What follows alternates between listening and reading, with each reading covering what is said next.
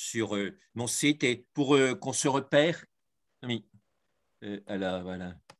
Oui, donc pour que les gens se repèrent, donc j'ai mis les interviews de Tenzin Palmo à la date où ils sont arrivés et je les ai mis dans le dossier séminaire franco-arabe, même si ce n'est pas traduit en arabe, comme c'est toi qui s'en occupe, j'ai tout mis là, comme ça les gens s'y retrouvent. OK. Parce que sinon, si je les mets dans mes séminaires, ils perdront. Donc là, je les ai mis dans le dossier des séminaires franco-arabes, mais donc c'est à la date et donc ils sont mêlés aux autres, comme ça, tout est par date et c'est clair. OK. Donc, tu commences tout de suite ou je peux faire une petite introduction? Bon, ben, on peut y aller. Enfin, fais-la, pas de problème. Ouais. Oui, donc, bonsoir à tout le monde. C'est vraiment une grande opportunité d'avoir parmi nous, et chaque 2 mois, notre cher Jetsunma Tenzin Palmo.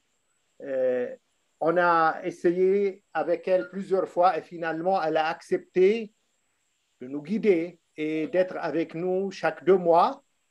Et notre grand projet, c'est d'en faire de cet ensemble d'interviews avec elle et un livre et d'en sortir, que ce soit en français ou bien en arabe et même éventuellement en anglais. Et c'est pour ça, à partir de cette troisième interview, j'ai tenu à ce que les interviews soient dorénavant un peu plus thématiques. Et ce livre qui trace son itinéraire et qui raconte sa biographie, je l'ai vu une fois à Paris, c'était dans ma dernière année de résidence à Paris en 2001. Je l'ai acheté dans une librairie depuis, donc ça fait 20 ans, et je l'ai feuilleté, bien sûr, j'ai bouquiné, et puis je l'ai remis dans ma bibliothèque, qui est une très grande bibliothèque. Il y a au moins 20 000 volumes dans cette bibliothèque, et j'ai l'intention d'en faire une bibliothèque commune de sciences des religions. Quand Jacques, mon professeur Jacques Vigne, m'en a parlé de Tenzin Palmo, je me suis dit, mais tiens, il me parle d'une personne que je connais à la rigueur. Et je cherchais, j'ai passé des mois parce que tellement j'en ai des bouquins, j'ai cherché pour trouver finalement ce livre qui trace sa biographie. Et c'est vraiment très impressionnant, vu qu'on est en train de préparer un grand projet, comme j'ai dit, un livre fait par l'ensemble de ces interviews. Je me suis dit, quand même, il est temps de commencer par sa biographie elle-même et d'élucider quelques points essentiels qui sont racontés dans ce livre, mais qui doivent être encore un peu plus expliqués. Et c'est le thème général de cette interview que vous allez écouter ce soir. On a essayé de tricher normalement. On a commencé par une première interview d'1 heure. La deuxième, c'était en 1 heure et demie. On a essayé d'en faire plus dans la troisième, mais c'est la communication qui a manqué. Elle a été disconnectée juste après avoir parlé à peu près 1 heure et demie. Et puis, elle nous a écrit, moi et le professeur Jacques Vigne, en s'excusant, en disant qu'elle a été disconnectée et c'était un peu tard en heure indienne, donc elle est allée dormir. Bref, on va maintenant écouter avec la traduction qu'a préparée notre cher professeur Jacques Vigne, une traduction française. Donc, vous aurez en même temps l'interview, et vous pouvez l'écouter et lire une traduction française. Voilà, à vous, Jacques. D'accord.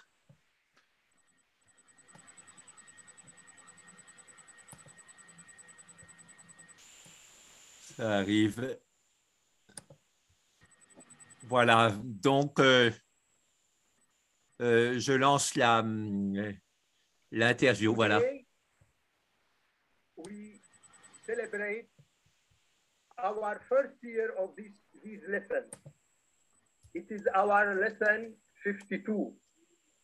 The first one was in 12 August 2020, just after the explosion of Fort Beirut in 4 August 2020. And after this horrible event, Dr. Jacques Vigne to start a course on meditation on Zoom to help people shocked by this disaster and big disaster. And we started this course in every week in Wednesday. I did not feel at this time that we can continue it even for a few months. But in fact, we are continuing regularly and weekly this course from 1 full year. And we was blessed 2 times, in April and in June 2021, by the presence of Tenzin Palmo for 2 interviews with her directly from her monastery near Dharamsala in India. And these 2 interviews are already available in YouTube. You can see it. And also they are available as a Jacques. The name of channel of YouTube is also, I wrote it in the chat, so you can see it and you can subscribe also in this YouTube channel, so you will receive regularly all new videos. And subscription is totally free. And today, we are so happy to welcome her for a 3rd interview. Her presence is a real blessing for us. It is a true celebration. It is a real celebration for us. That's why we chose this day. It will encourage us to go on our course and our practice. The situation in Lebanon, economical, political, and life situation is even, unfortunately, is even more bad than 1 year before. No electricity, no gasoline, no medicines in pharmacy, no fuel oil. Corona is still there and going up. No government, and so many things. And in this very bad situation, the need for meditation and to go inside and for a course like this one is really urgent. So that's why we are going on, and that's why we welcome Jacques with us today. All the last courses, the courses for 1 full year, are already available in YouTube. We put 130 videos of these courses and other video courses on yoga and meditation. And the name of the channel, it is my name, and I wrote it there. If you subscribe, it is really, you can have all new events and all new videos. Also, this one where we are doing today. So, welcome, Jacques, with us. We are so happy, really, in this poor country, really, to welcome you again and to discuss with you and to get your knowledge. First question, what you can suggest, what you can say to such a poor people, in a poor country in this big disaster. And after 1 year of this disaster situation, and are more and more bad and bad.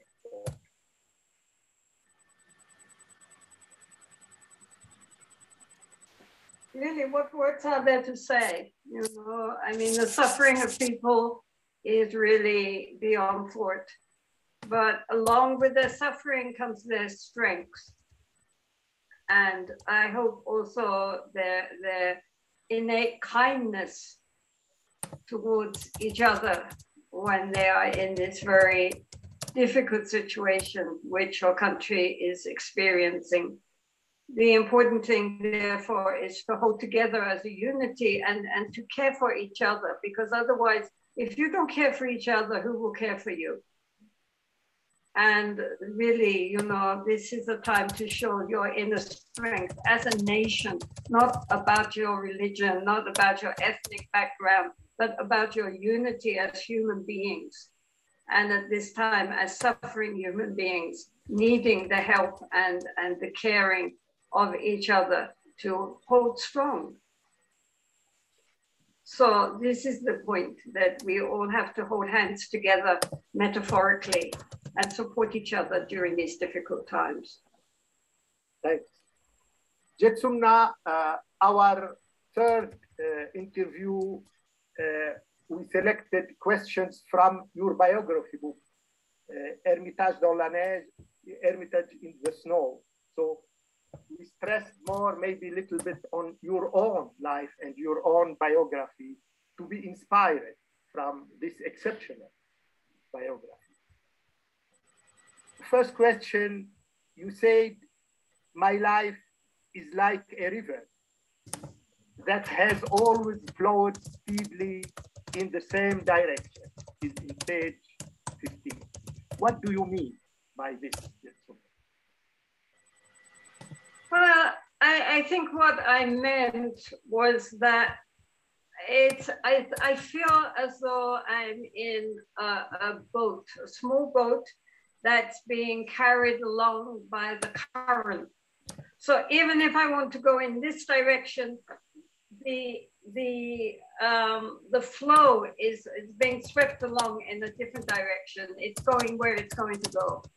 And so therefore events and circumstances, they just appear, everything comes together, but as if in a way the route is already pre-planned. I don't have too much say in where the boat is going to go. It's just going along the river the way it needs to go. So that's what I meant, that in many ways my life just feels like it's been pre-planned. This boat, you guided it, no? How you say, I didn't say where it is going. You mean? Who knows where it's going? It's going where it's going. You know, here we have ended up.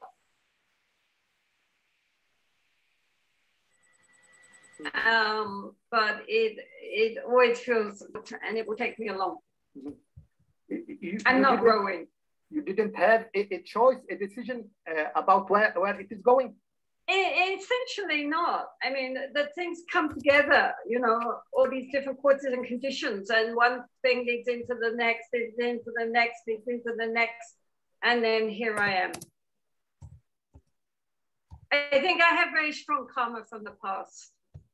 And some people don't have much. Their karma is very, could go this way, could go that way, depending on their choices. But for myself personally, it has always seemed that there is something which needs to be done in this life.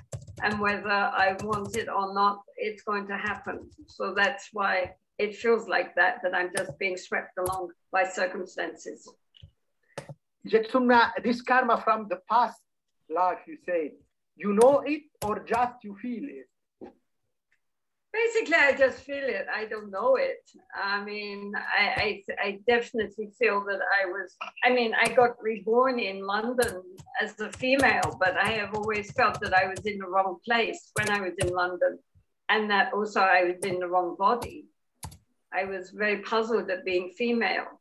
So I think that looking back, I assume that I previously usually had a male body. My Lama also said previously I was male, this lifetime as female, more difficult to keep me close to him. But I mean, past life is gone and it's not important. but definitely it influences what's happening in this life. Sumna, you were ordained a nun in 1964 at the age of 21, as you told in your biography. My question is it that an early enough age for a definite about entering a tradition that it was not your own tradition by birth? Well, you know, since I was a small child, I had always wanted to be a nun. And as a small child, I drew two kinds of pictures. One was of Catholic nuns in prayer, and the other was of Japanese ladies in colorful kimonos. Those were my two artistic efforts always. I was not actually a Christian, but I liked very much the idea. I thought of joining like a cloistered order where you go in and you never come out. My only worry was what was I going to do when I got in there, but that kind of life always drew me. Then when I was about 11 or 12, then I remember my neighbors saying, "Oh, you're getting a big girl now. What do you want to do when you grow up?" And I said, "I'm going to be a nun." And they were quite surprised. And I was a little surprised, but I knew it was true. And although they said, "Oh, you'll change your mind when you get older," I thought, no, I won't. I'm going to be a nun. And so, I mean, you know, it was logical when I became Buddhist. At first, they only talked about monks, monks, monks, but eventually I discovered there were nuns in Buddhism.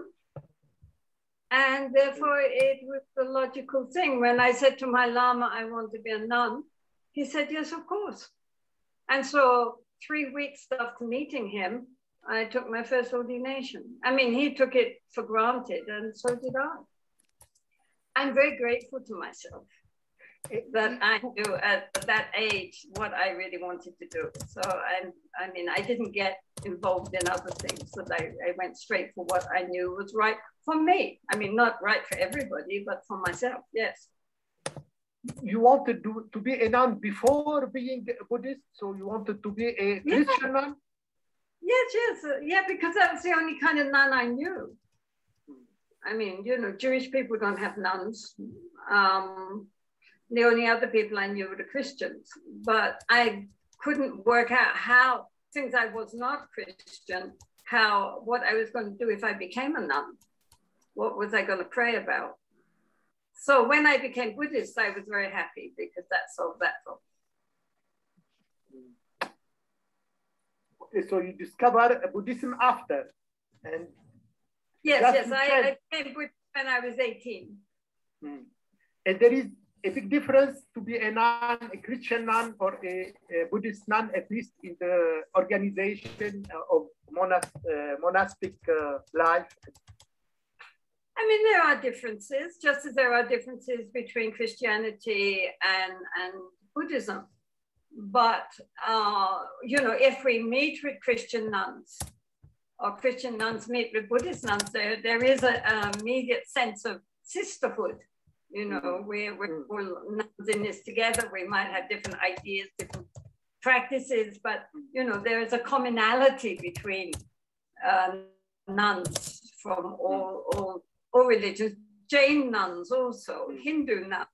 I mean, there is a sense of, you know, underneath all the dogma, there is a unity of being a celibate sisterhood.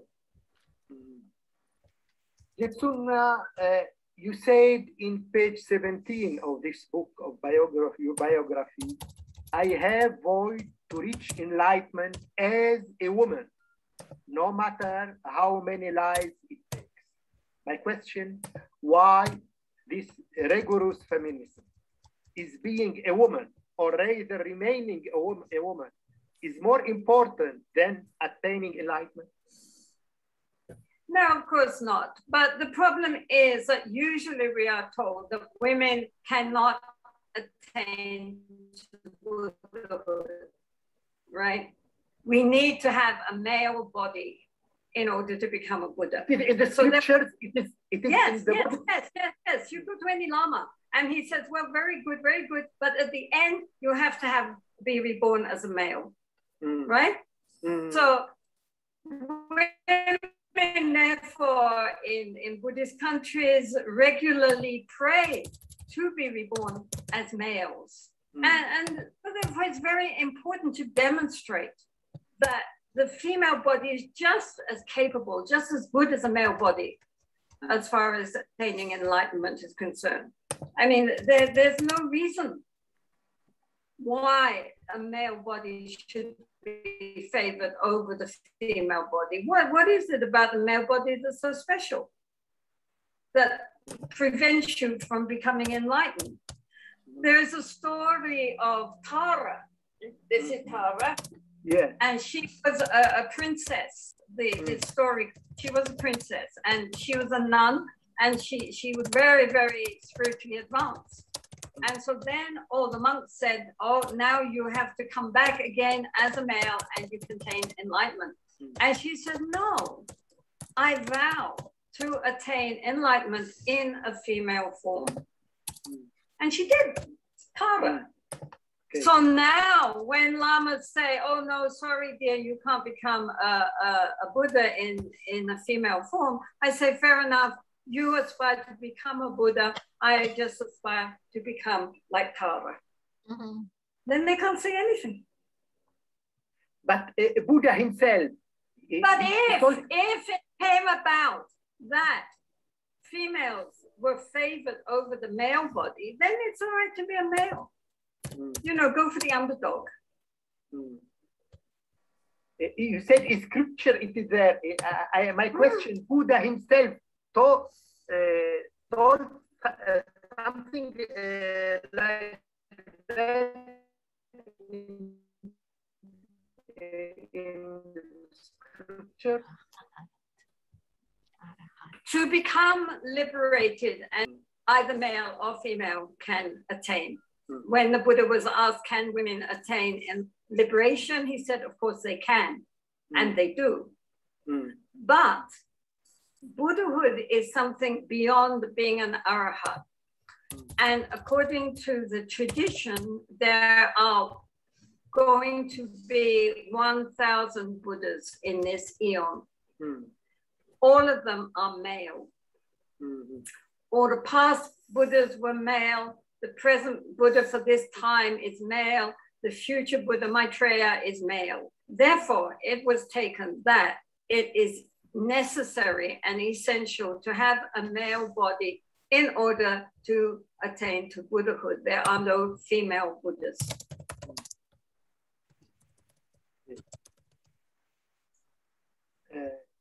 You said in the same field, Jetsuna, the problem is that there is a serious lack of spiritual masters who are women.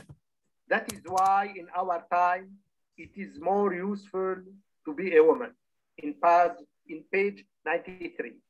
And my question, is a woman more capable than a man to transmitting the dharma and the teaching to another woman? No, of course not necessarily. I mean, but when all the teachers are male, what message is this given to women, right? Or all your authority figures are male. What is that saying for us, right? And in addition, women often understand women better than men understand women. Why would we not? We know what women have to go through. And so therefore, when women give Dharma talks, they give it in a way which is, how can I say, you know, women appreciate listening to other women. And also many men do too. I mean, many of the very few high female lamas there are, have many male disciples because they also appreciate the way they transmit the Dharma. Women will transmit the Dharma in a somewhat different way to how the males will do it. You know, they have a different approach. And that completes the whole thing. You know, it's, otherwise you only hear the male voice. You never hear the female voice. And yet, most of the Dharma students now. So you have an auditorium, 2/3 filled with women, but only a male on the throne.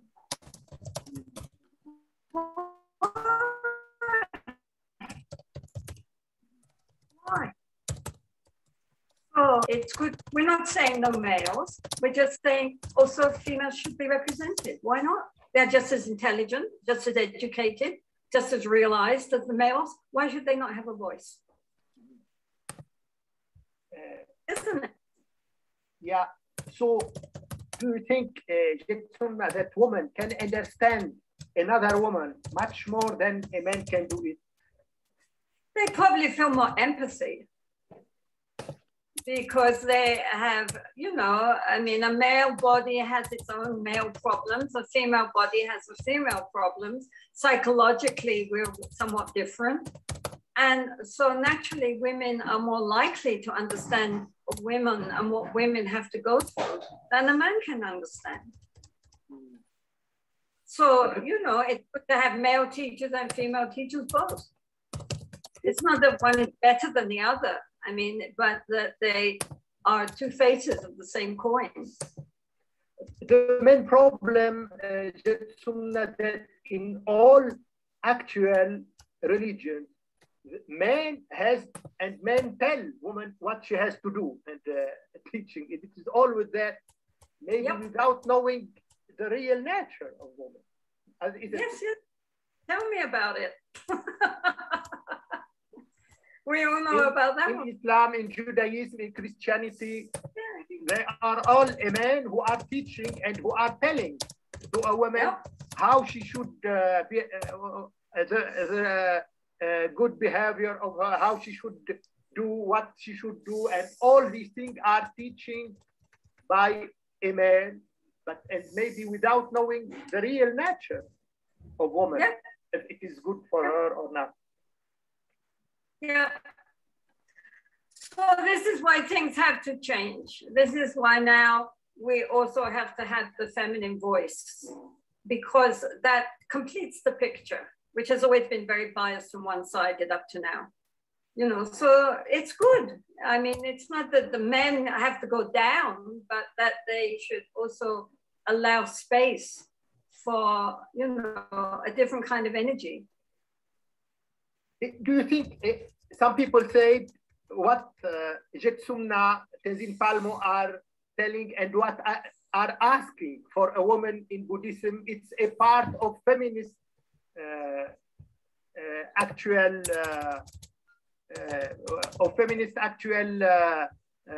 in the whole world, isn't it? Well, as the Dalai Lama says, if it means that I think that women have equal rights and should have equal opportunities, and I'm a feminist. So if the Dalai Lama can be a feminist, then so can I. Okay.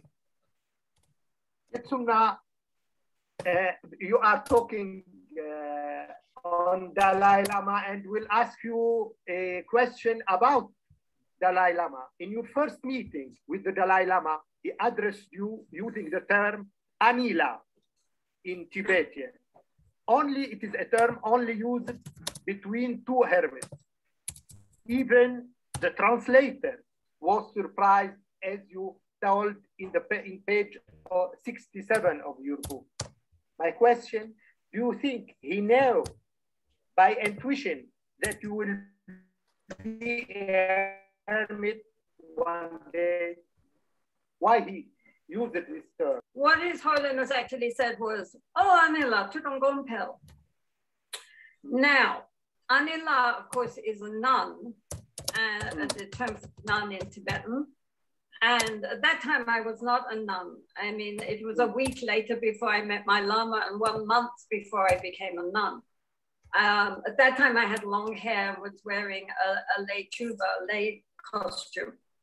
But he also said to Don Gompel, and that is, it means, is your spiritual practice going well? And in Tibet, when two practitioners or hermits met, instead of saying, is your health good? They would say, is your spiritual practice going well? Don't go help. So that was what got the translator very surprised. Why is he saying to this lay girl, oh, nun, is your practice going well? And that is what I think, it was a very strange thing to say to a lay girl. And even his translator looked very surprised, looked at me again and looked at him. Whoa, this is what His Holiness is saying. I don't know why he said it to you. So, I mean, clearly His Holiness intuited something at that point. He didn't explain. From that time, how was your relation with His Holiness? Well, of course, I've always seen His Holiness from time to time. And when he sees me, he says, oh, that's my old friend. Because we are old friends. We go back to 64. At that time, he was very young, very handsome. He was especially very loving after my long retreat. When I went to see him, he kept giving me big hugs and we had long, long talks. His Holiness is always very supportive, of course, of nuns and of practitioners and so forth. I mean, I have met him, of course, on many, many occasions. He's a very extraordinary man, actually. Tibetans are very lucky to have him. He's still following your activity and he's still in touch, regular touch about. We have it.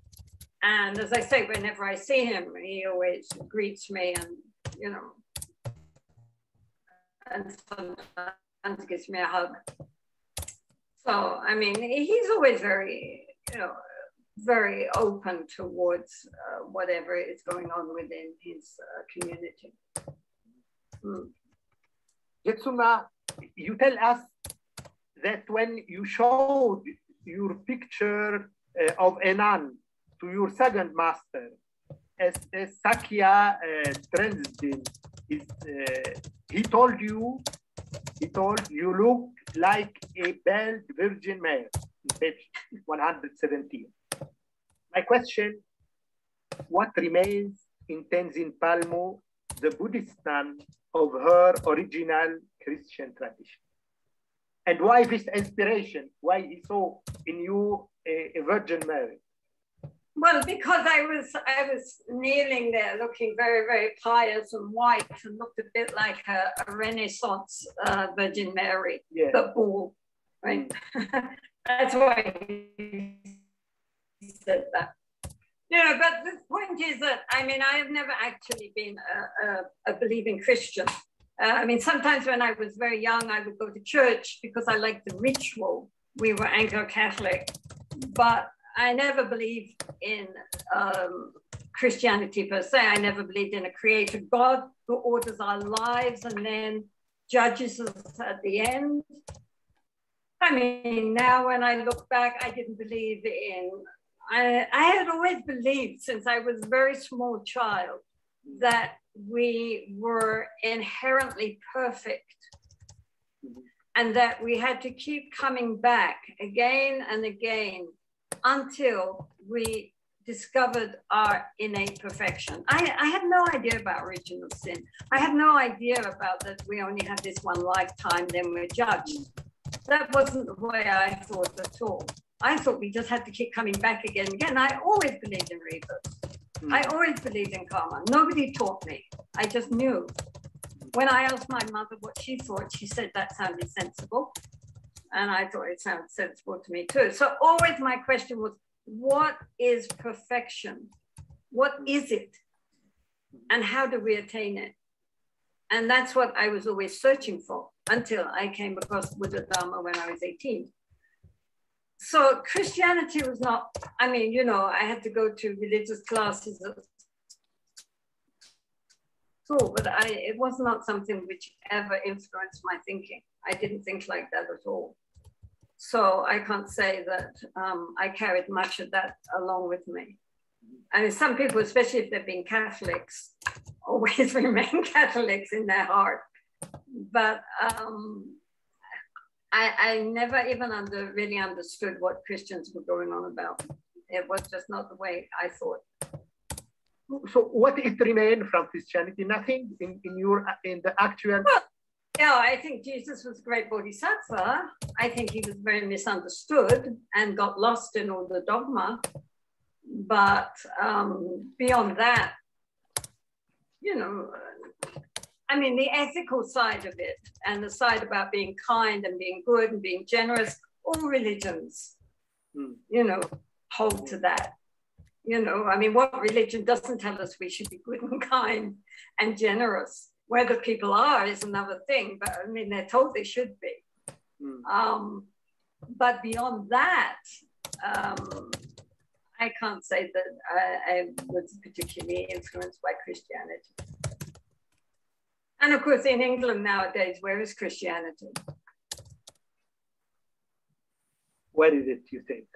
Where is it? You know, I mean, it's mostly just a social order, you know. When I was at school, when we were 11, we had to say what religion we were. I said, I don't know. It meant that I was an agnostic, but I didn't know the word. I was only 11. So they said, oh, C of E, Church of England. And I thought, that's it, you know. If you're Catholic, you know you're Catholic. If you're Jewish, you know you're Jewish. If you don't know what you are, you're Church of England. That sums up the church. Pathetic. Okay. It's sort of nothing. Jetsuna, you tell us that after several situations of lack of money, you say to yourself, if you really take refuge in the Buddha, the Dharma and the Sangha, as we do at the moment of ordination, and if you really practice, then this should not worry you, since the money problems have stopped bothering me, in page 150. So my question, is this also an advice to those who are not monks and who live in the world, to not bother about money? Not give you no thought unto the morrow what you shall eat or what you shall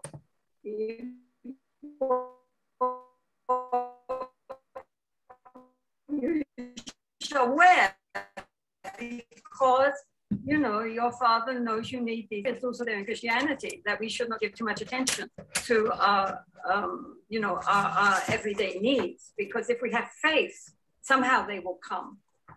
Nonetheless, of course, on a worldly level, for ordinary people, they do have a responsibility. They need to take care of themselves. They need to take care of others. So the message then is just not to be too bound by all our possessions and our responsibilities, not to cling to them too tightly, and not to make that the predominant importance in our life. Because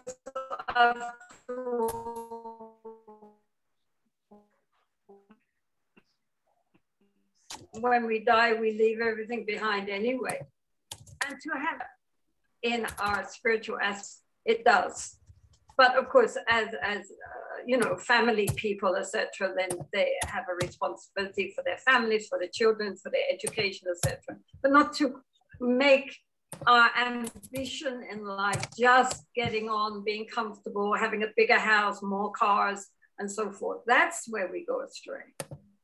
So it's like that. But someone who is a monk or a nun or has renounced the world in general, then yes, I mean, you should just believe that, you know, if from our side we are sincerely practicing, that somehow we will be taken care of. And it's worked out like that. I'm nearly 80 now. And up until now, I have never given any thought about, you know, what I will eat or what I will wear. But nonetheless, it all comes together quite miraculously sometimes. When you need extra, extra just manifests. But Jetsumna, you are responsible of a big monastery. There is no problems of money. Yeah, now I take care of the monastery, but again, I don't care. I mean, in my heart, I always feel that as we needed money, the funding will come. And funding has come. And when we need extra money for something spontaneously, that also comes. And so it's just like that. I mean, if you really trust, then things just manifest. Okay. Jetsumna, you say about the importance of practicing Hatha Yoga in your life as a hermit.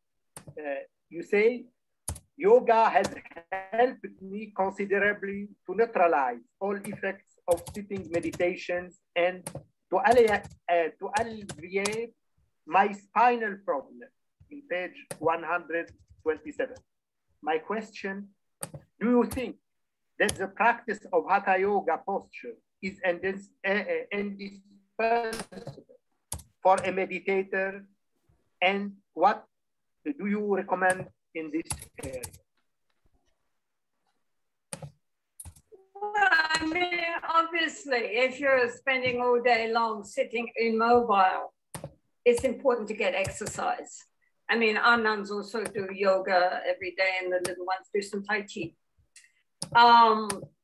Well, for myself, since I only had a limited space in the cave, the obvious best exercise to do was asanas, was Hatha Yoga, because that didn't require too much space. But the thing with Hatha Yoga is that it stretches and exercises us from the top to the toes. I mean, all parts of the body are exercised and utilized. And also, of course, as we know very well, Hatha Yoga was intended to make the body and the energies on the body, the prana, ready for sitting meditation. That was the aim of it. It wasn't to get a beautiful body. It was so that when we sit, we can sit without any discomfort for long periods of time. So therefore, Hatha Yoga and meditation fit together perfectly. Also, when one is doing Hatha Yoga, it is also a mindfulness practice. You know, you're not just bunching around, but you're doing everything very slowly, very carefully, together with the breathing, together with the attention. So it fits in itself. It's a kind of meditation. So, well, therefore, you know, this is why Hatha Yoga is. So you think Hatha Yoga himself, he has done some exercises or postures, you think? Well, I think in the Buddha's day, they were walking everywhere. So they probably got more than enough exercise, just all the walking that they did. But certainly, and in the Vajrayana also, they have kind of yogic exercise. They're a little different from Hatha Yoga, but they're also dealing with the pranic energies. So all of it is forget the nadis, supple, the inner channels, supple, and the energies flowing properly through the central channels. So that also is an enormous benefit for meditation. So the two go together very nicely. You still do Hatha Yoga? Actually? Not much. I'm very lazy. I hate exercise. I did it when I was in the cave because I knew if I didn't, I would be crippled by the end. And so I was very disciplined to doing an hour and a half every day. But other than that, I'm really very lazy. I do a bit of walks and that's it. I'm sorry. I'm not a good advertisement for... you think there is an age limit for Hatha Yoga and posture? Oh, no, no, no.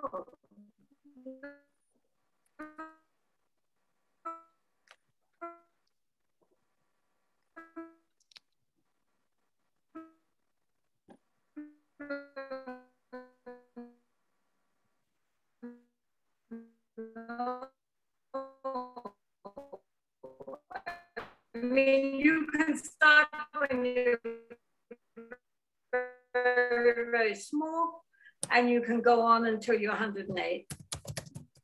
In fact, it will make you at 108 feel like you're only 100% faith in the advantages of a really sensible, all-inclusive do it anymore. But in your monastery, they did it, they do it? Yeah, they do.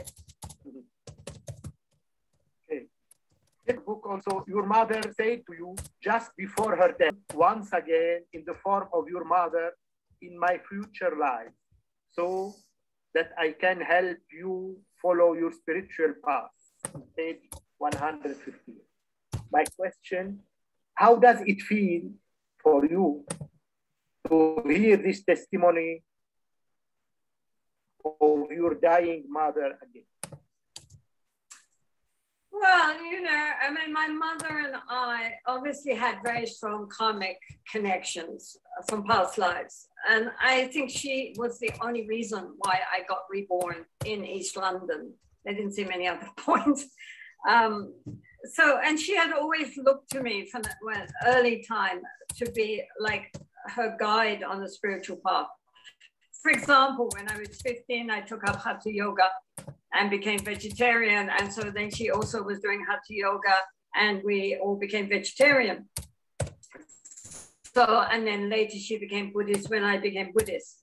And so she never stood in my way. When she knew I had to leave and go to India and find my teacher, she never ever said, don't do that. How can you leave me behind, your poor old mother? She was always very supportive. Later, she also came to India, stayed nearly 1 year, met all my lamas, took refuge and so forth. And she never ever created any psychological coercion to make me feel guilty about not being with her. She understood that I needed to lead my own special kind of life. And as much as she could, she supported that. So therefore, I have no doubt that also we will meet again in future lives. Whether she is my mother again, I don't know. But I am sure we have some very strong karmic connections from past lives. And we will meet again. You think you will come again for birth? Well, I don't know how. I mean, you know, I might be her mother for all I know. But anyway, I mean, for sure, somehow or other we will meet up.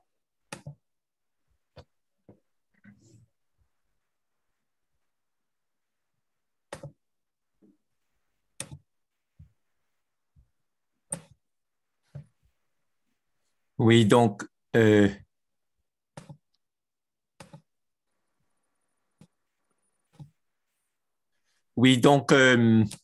vous propose une petite pause, 5 minutes de pause, et puis après, on va reprendre, et puis je vais traduire en résumant un petit peu la suite, parce que pour l'instant, on n'a traduit que jusqu'ici.